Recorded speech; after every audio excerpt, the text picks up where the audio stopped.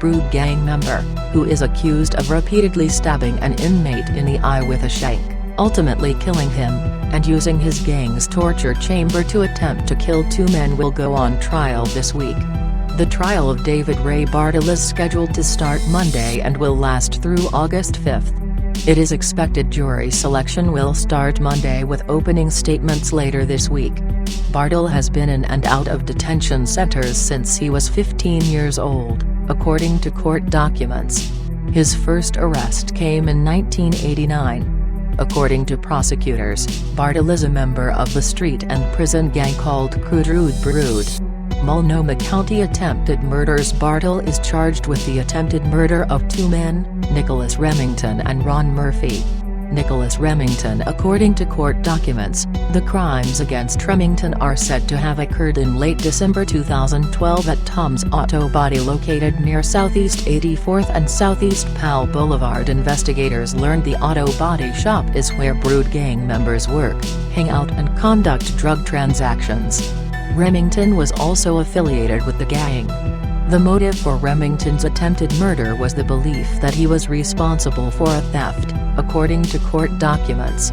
Remington was kidnapped at gunpoint and forced into a vehicle.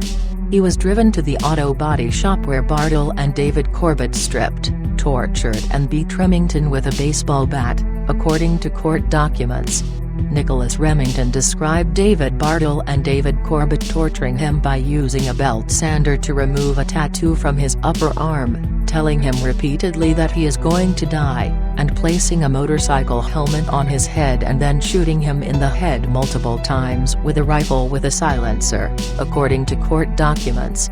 It remains unknown if Bartle actually discharged the firearm, because in an interview with detectives he said he intended on shooting Remington for snitching, but his silencer came off. Prosecutors go on to add that after torturing Remington, Bartle and Corbett injected Remington with a syringe of heroin in the neck and another syringe of meth into the arm. Ron Murphy. Records show the attempted murder of Ron Murphy occurred in mid-February 2013. According to records, there was a dispute over Murphy having ripped off a man and allegations that Murphy slept with a woman with whom Bartle was involved romantically with. Murphy told investigators that he went to the auto body shop, and that's when Bartle, and three other men, forced him into the back of the shop into a spray paint booth where he was tortured and beaten with a baseball bat.